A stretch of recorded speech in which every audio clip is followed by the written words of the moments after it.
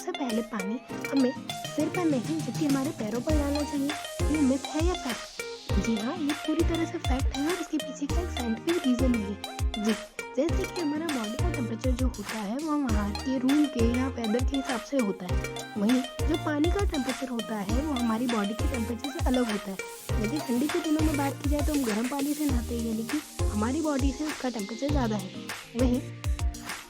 गर्मी के दिनों में ठंडे पानी से तो वहाँ पर उसका जो पानी का तापमान है वो हमारे शरीर के तापमान से कम होता है। यदि इसमें आपने जब आप नहाने के लिए सबसे पहले अपने सिर पर पानी डालेंगे तो इससे भी कई सारी दिक्कतें हो सकती है, जैसे हीट शॉक या कहें कि एकदम ब्रेन को शॉक लगता है, या तो कोल्ड या हीट का जो शॉक लगेगा उससे इससे थोड़ा बहुत हमारी बॉडी में डिस्टर्बेंस होगा। साथ ही यदि पानी बहुत ज़्यादा गर्म है या बहुत ज़्यादा ठंडा तो इससे हमारे सेंस ऑर्गन पर भी इफेक्ट पड़ता है। वहीं यदि हम सबसे पहले पानी हमारे पैरों पर डालते हैं जिससे हमारी बॉडी में सेंसेशन जाते हैं और सेंस आते हैं, और जैसे ही सेंसेशन जाते हैं हमारी बॉडी उस टेम्परेचर के अकॉर्डिंग अपने आप को एक्लेमेटाइज यानी कि उसी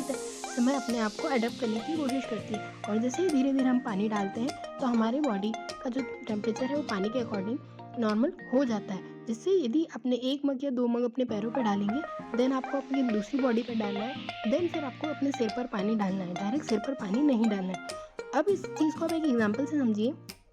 कि गर्मी के दिनों में हम मेनली ठंडे पानी से नहाते हैं। यदि शावर लेते हैं तो नॉर्मली आपके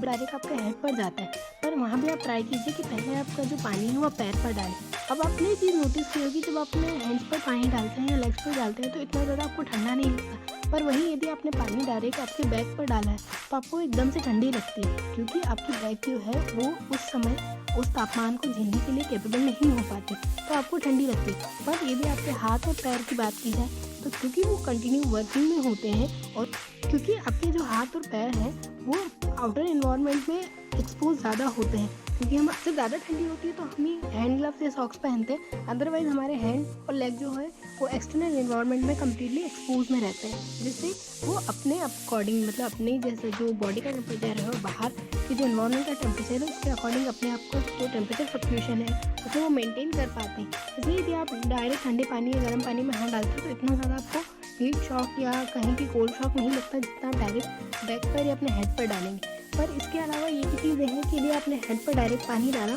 तो आपका जो ब्रेन है उस पर भी इफेक्ट पड़ता है, और कई स्टडीज़ ऐसा भी कहती हैं कि यदि आप कहीं से वॉक करके आए हैं या जिम करके आए हैं या बहुत सारी एक्सरसाइज करके आए हैं और डायरेक्ट आपने नहा लिया और अपना आपका डायरेक्ट पानी सिर पर गया तो हो सकता है कि